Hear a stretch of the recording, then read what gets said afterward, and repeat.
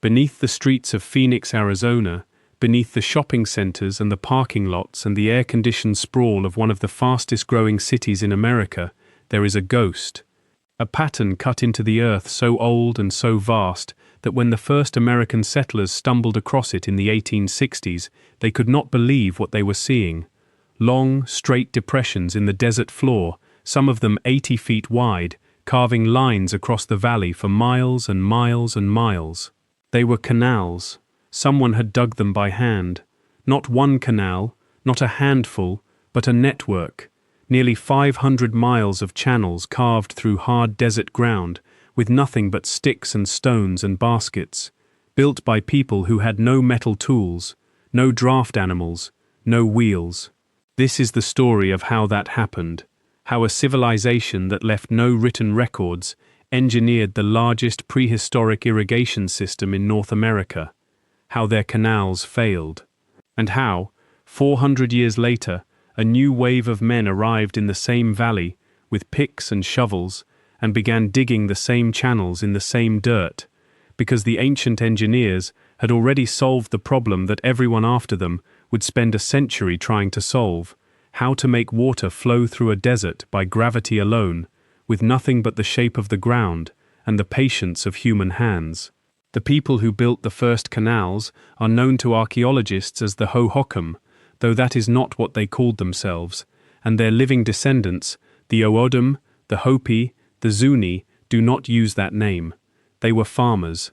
They lived in the Salt River Valley of central Arizona, a basin of flat desert floor hemmed in by mountain ranges, where the Salt River once ran deep and permanent, fed by snowmelt from the mountains to the east. The valley receives less than 8 inches of rain in a good year. The summer sun pushes temperatures above 110 degrees. The soil is not soil in the way most people think of soil. Much of it is caliche, a cemented layer of calcium carbonate that hardens into something closer to concrete than to dirt. You cannot sink a shovel into a caliche without stopping. You have to break it. You have to chip at it. You have to pry it loose in chunks, and every chunk costs you something. This is what those early farmers faced. And they faced it not for one season, not for one canal, but for generation after generation, over a span of roughly 1,000 years. The earliest canals in the Salt River Valley date to around AD 300, small ditches feeding small fields. But by AD 700, the system had begun to expand dramatically. By AD 1100, it was enormous. By its peak, around AD 1300, the network covered nearly 500 miles, channels fanning out from the Salt River in every direction where the land made sense, carrying water to fields of corn, cotton, squash, and beans, supporting somewhere between 50,000 and 100,000 people.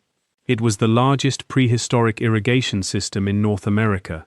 It rivaled the aqueducts of Rome in its ambition, if not in its materials. The engineering was subtle. The canals were not simply ditches, they were shaped. The cross-section was a trapezoid, wider at the top than at the bottom, with the sides dug nearly straight down and a slight taper of about 1 foot. The intakes were wide, sometimes 10 feet across, and they narrowed as the canals ran farther from the river, tapering to 3 or 5 feet at the terminals. This was not accidental. The narrowing kept the water moving. If the channel stayed wide, the water would slow, and sediment would settle and build up until the canal clogged. If it narrowed too quickly, the water would accelerate and scour the sidewalls, eating the banks until the canal collapsed. The gradient, the drop in elevation that kept the water flowing, was roughly 1 to 2 feet per mile, not steep enough to erode, not flat enough to stagnate. That is a precision of judgment that requires generations of observation, trial, error, and accumulated knowledge passed from one generation of diggers to the next. There were no blueprints, there were no surveying instruments, there was only the land, the water, and the memory of what worked, and the labor. The labor is the part that vanishes from the record, because the people who performed it left no diaries, no payroll books, no names. But we know what the work demanded, because we know what they had and what they did not have. They did not have draft animals, no horses, no oxen, no mules. Those would not arrive in the southwest until the Spanish came centuries later. They did not have metal tools. No iron shovels, no steel picks. What they had were digging sticks, wooden shafts, sometimes hardened by fire, sometimes tipped with stone. They had stone hoes, held in the hand, never mounted on a handle.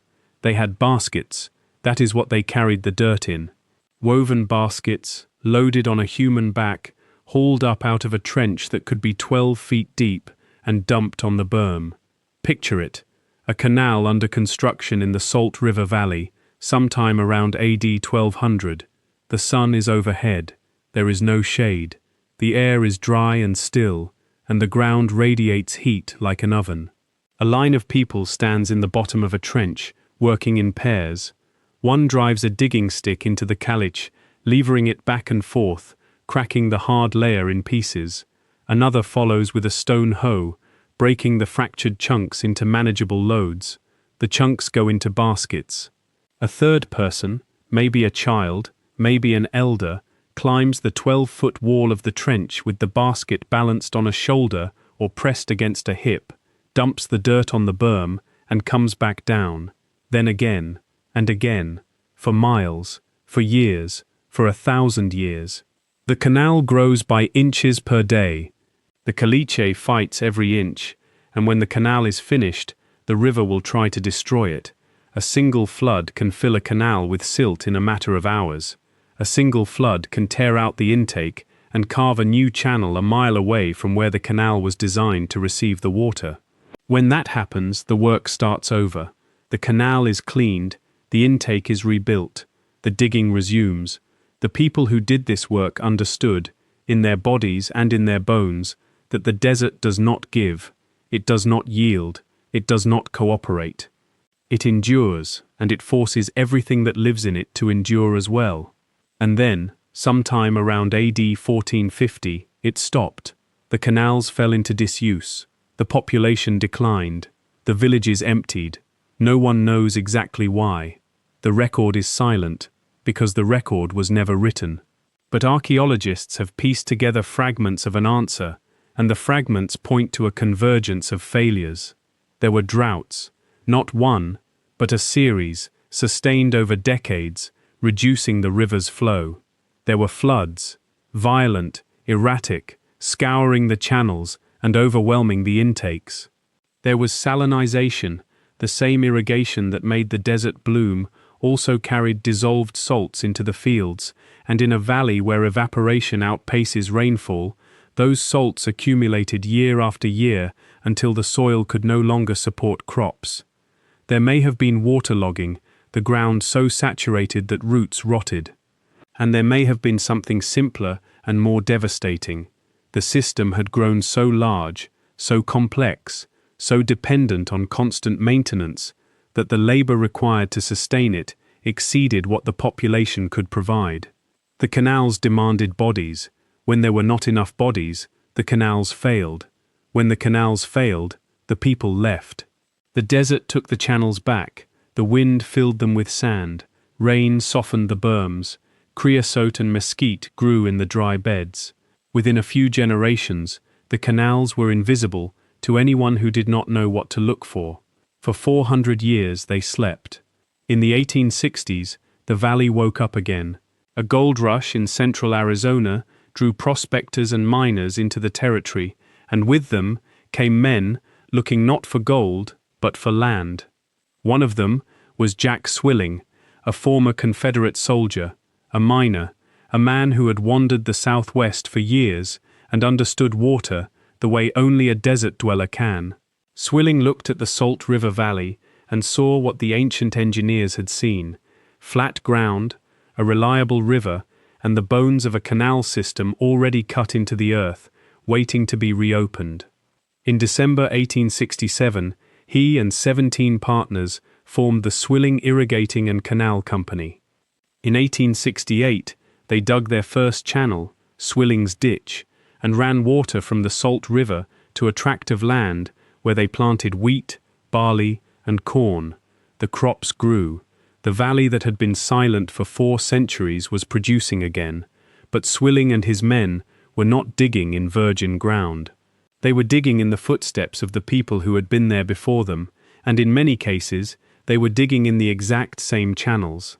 The ancient canals had been silted in and eroded, but their paths were still visible as shallow depressions in the desert floor, and those paths marked the routes where the gradient was right, where the soil was manageable, where the water would flow. The pioneers did not have surveying instruments any more sophisticated than what the ancient engineers had used. They had what the ancients had, the land itself, and the evidence of what had worked. So they followed the old lines. They cleaned out the old channels. They widened them where they needed widening, and they extended them where they needed extending, and in doing so, they rebuilt a system that had been designed by people whose names no one would ever know. The tools were different now. By the late 1860s and 1870s, the men digging in the Salt River Valley had iron shovels and steel picks. They had wheelbarrows and, before long, horse-drawn scrapers. First, the buck scraper, a crude blade dragged behind a team, and then, after 1883, the Fresno scraper, a more sophisticated device that could load, carry, and dump earth in a single pass. The Fresno scraper was a revolution in ditch construction, but it was still horse-drawn, still operated by a man walking behind it, still limited to the shallow cuts and the soft ground. Where the caliche was thick, where the channels ran deep, the work still came down to a man with a pick and a shovel, breaking the hardpan one swing at a time. And the men doing that work were not, for the most part, the men whose names appeared on the canal company charters. The labor force that built the Salt River Valley Canal system in the pioneer era was overwhelmingly Mexican. Families like the Sotelos and the Gonzaleses, who had been in the region for generations, worked on the construction of the Tempe Canal and its branches. They were the ones standing in the trenches. They were the ones swinging the picks into the caliche and hauling the baskets, though now the baskets were wheelbarrows and the digging sticks were iron shovels. The physical reality was the same. The sun was the same. The caliche was the same. The demand on the human body was the same. Their names appear in no corporate histories. Their wages are not recorded in any surviving payroll book, but the canals they dug still carry water today. The valley grew. More canals were built. The Grand Canal in 1877, the Tempe Canal, the Arizona Canal, 38 miles long, constructed between 1883 and 1885 by the Arizona Canal Company. Each canal was a separate enterprise, financed by private capital, built by hand labor, and maintained by the farmers who depended on it. And each canal was a battle against the river. The Salt River was not a gentle stream. In a flood, it could rise 15 feet in a single night. It could cut a new channel a mile from its old one, abandoning every intake and every headgate that the canal builders had constructed. One flood might destroy a year's work. The farmers would rebuild, and by the time the repairs were done, the flood season would be over, and there would be no water left for the summer crops. The cycle was relentless. The river gave and the river took, and the people in between lived or died based on whether they could dig faster than the river could destroy. By the 1890s, the private canal system was straining. Water was over-allocated, more canal capacity than the river could reliably supply in dry years. Floods and droughts alternated with punishing frequency. The infrastructure was fragmented, owned by competing companies with no coordination, and the land was suffering. By 1918, a third of the productive land in the Salt River Valley was waterlogged, the same salinization and saturation that had helped undo the ancient system, now threatening the new one. The problem was not the canals themselves. The problem was that the canals could not control the river. They could divert it, but they could not store it.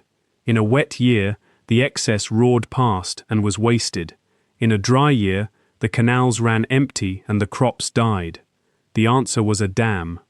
In 1902, the United States Congress passed the Reclamation Act, creating the Federal Bureau of Reclamation and authorizing the construction of large water storage projects in the arid West. The Salt River Valley was one of the first.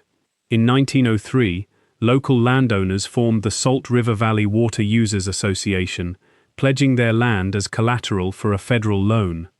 In 1905, construction began on the Theodore Roosevelt Dam in a remote canyon 60 miles east of Phoenix, where the Salt River emerged from the mountains.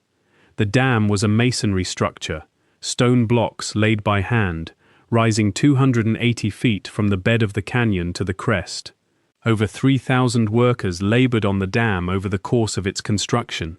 They worked in one of the most isolated places in the Arizona Territory, in heat that drove men off the job every summer, on terrain so rugged that every piece of equipment and every block of stone had to be hauled in by mule team over mountain trails. The dam was completed in 1911. When the water rose behind it, it formed a reservoir that could hold more than 1 million acre-feet, enough to supply the valley through years of drought. For the first time in the history of the Salt River Valley, the river was tamed. The floods that had destroyed the canals for 1,000 years were captured. The droughts that had emptied them were buffered. The canal system, which had always been at the mercy of the river, now had a reliable supply. What followed was transformation. The federal government purchased the private canals and consolidated them under the Salt River Project, which still operates the system today. The old channels were lined with concrete to prevent seepage. New canals were built. The Western Canal, the Highline Canal, the new crosscut, extending the network to reach every productive acre in the valley. The city of Phoenix, which had been a cluster of adobe buildings and dirt streets, exploded outward. The water that flowed through the canals made the desert bloom, not just with crops, but with lawns, with swimming pools, with golf courses, with the entire apparatus of modern American suburban life. By the early 21st century, the canal system that served the Phoenix metropolitan area was delivering water to more than 2.5 million people. The system is, in a real sense, the reason Phoenix exists. Without the canals, there is no city. Without the water, there is nothing but desert. And here is the thing that is easy to forget. Standing at the edge of a modern canal in Mesa or Tempe, watching the water slide past in a concrete channel, smooth and steady and unremarkable, the path that water is following is, in many places, the same path it followed 1,000 years ago. Archaeologists and engineers from the Salt River Project have confirmed that a significant portion of the modern canal system follows the same routes as the ancient Hohokam canals. Some of the modern canals are the ancient canals, refurbished, widened, concrete-lined, but running in the same channels, on the same gradient, carrying water to the same fields that were farmed when Europe was still in the Middle Ages. The engineering was so sound, so precisely matched to the topography of the valley, that every generation of builders that came after simply followed the lines that had already been cut. The ancients solved the problem. Everyone who followed adopted the solution. What they could not adopt was the memory of the people who did the work.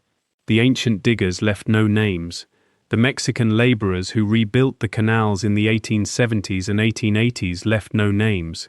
The men who swung picks into caliche in 110-degree heat, who hauled baskets of dirt up 12-foot walls, who broke their tools on stone-hard ground and broke their bodies in the sun, their names are gone. They exist only in the shape of the ground. You can see it, if you know where to look. At the Park of the Canals in Mesa, the remnants of the ancient channels are still visible as shallow depressions in the desert, lined with creosote and gravel, looking like nothing more than abandoned ditches. At the Cedar Vaaki Museum in Phoenix, the ruins of a canal and a platform mound sit beneath a flight path, surrounded by the city, almost invisible against the noise and the sprawl. These are the only monuments to the people who built the system that made the modern valley possible. There are no statues, there are no plaques with names, there is only the water, still flowing, still following the grade that someone calculated 1,000 years ago with nothing but their eyes, and their feet, and their memory of how the land lay.